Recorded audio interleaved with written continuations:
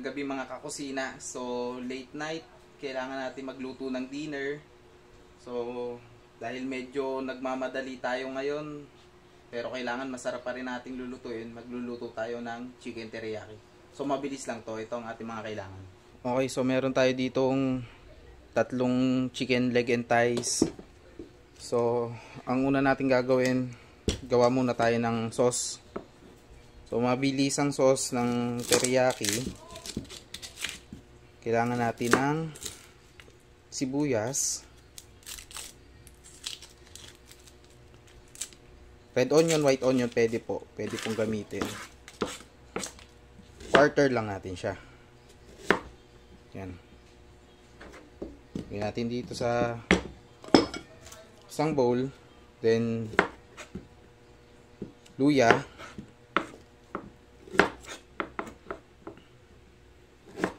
Slice lang natin siya. So yan. Malalaki lang po. Then dahil ang teriyaki is Japanese menu, so ang gagamitin nating toyo ay Kikkoman. Lagay lang tayo ng 1/4 cup. Okay. 1/4 cup ng Kikkoman. Then meron tayong 1 cup ng water. Then lagyan na natin siya ng pamintang durog. Shortcut lang to guys ha, para madali tayo makapaggawa ng teriyaki. Asin, lagyan lang natin konting asin. Then meron tayo ditong chicken cubes.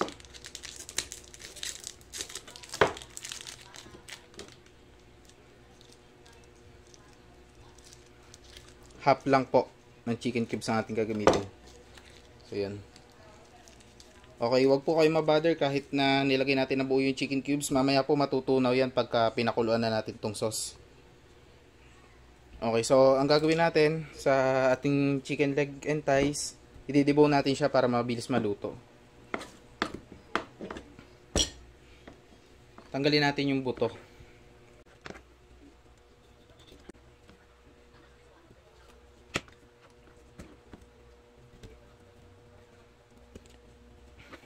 I-debone po natin siya. So hindi po ako expert no mag-debone ng chicken. Kung meron po kayong paring knife, yung mas maliit na kutsilyo, mas madali po siya. So wala tayong available na paring knife, ito nang gagamitin natin, kutsilyo lang natin sa bahay.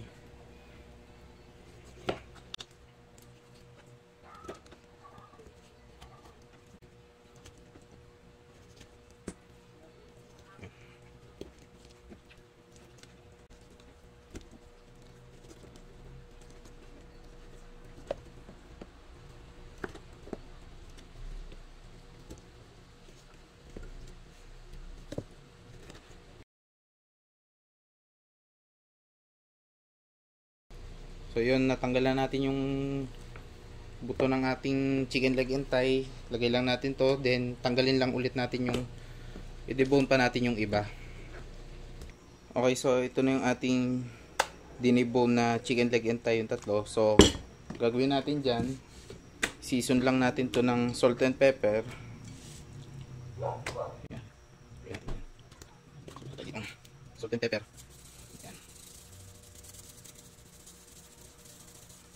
Kabilaan po.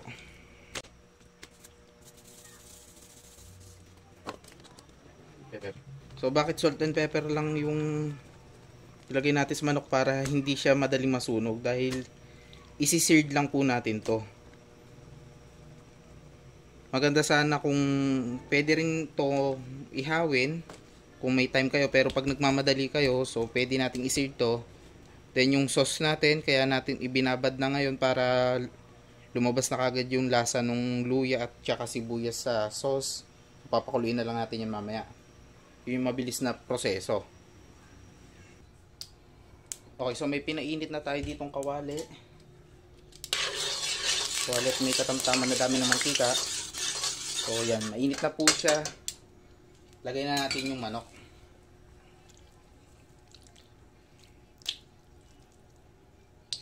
So, yung skin side po mo ang ating uunahin.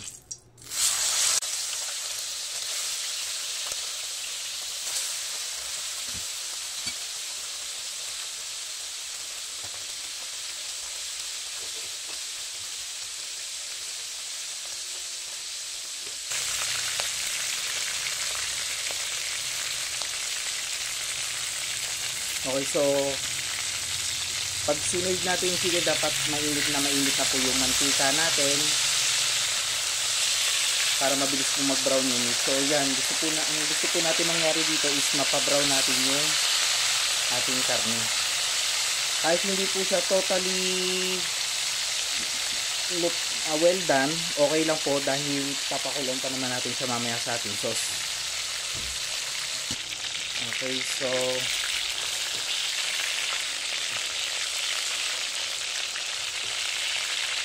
okay, so brown na siya both sides, pwede na to. Ahunin na natin.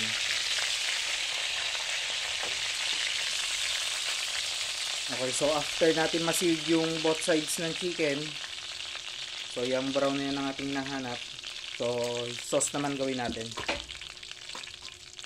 Tanggalin lang natin yung excess na mantika muna. Okay, so sa pares na kawali, tinanggalan natin yung excess na mantika. Boost natin yung sauce na ginawa natin kanina. Okay, so sinama na natin sa pakulo yung sibuyas at saka yung luya para mas lumasa pa siya sa ating sauce. Pero tatanggalin din natin ito mamaya pagka medyo nakuluan na siya. So pakuluin lang natin at least 3 minutes.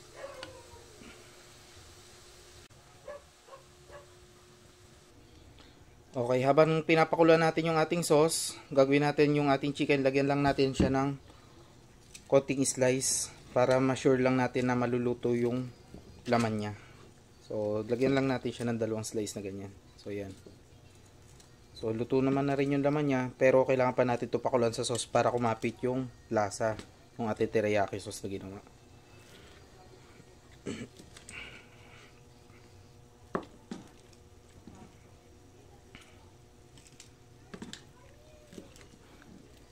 So yan, ganyan lang po. Okay. Okay, so after 3 minutes na ating pinapakuluan yung ating sauce, gagawin natin, lagyan natin siya ng sugar.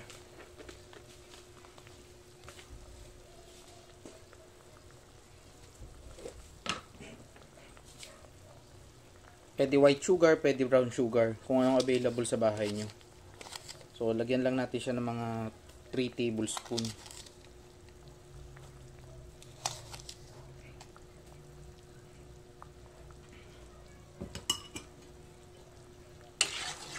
Then, halu-haluin lang natin.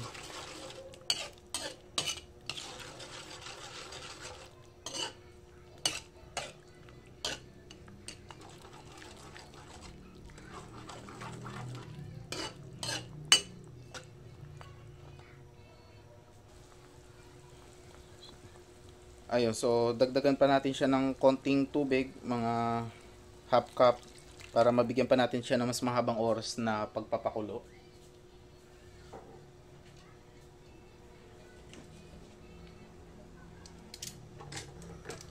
Then, ilagay na natin yung ating manok para lumasa na siya.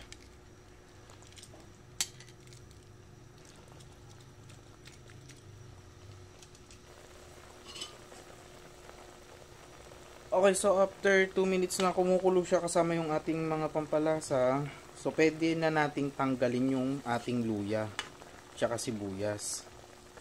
So, bakit natin tatanggalin to? Para yung chicken teriyaki natin ay pure sauce and chicken lang siya, no? So, nakuha naman na natin yung lasa nung luya tsaka sibuyas. So, hindi na natin to kailangan. Ayaw naman natin yung chicken natin ay may buo-buo lumulutang.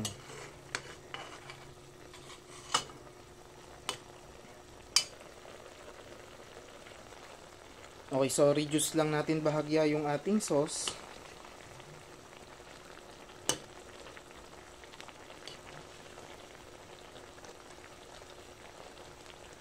Then, papalaputin natin siya.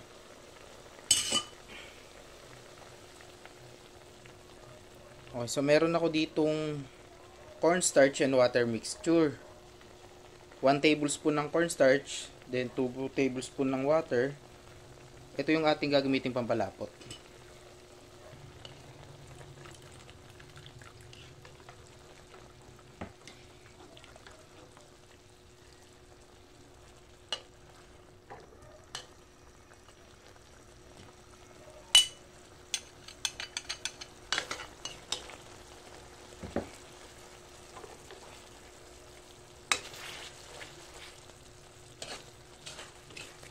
Okay, so malapot na yung ating sauce. That's it. Pwede na natin itong ahunin. Pwede na natin patayin yung apoy.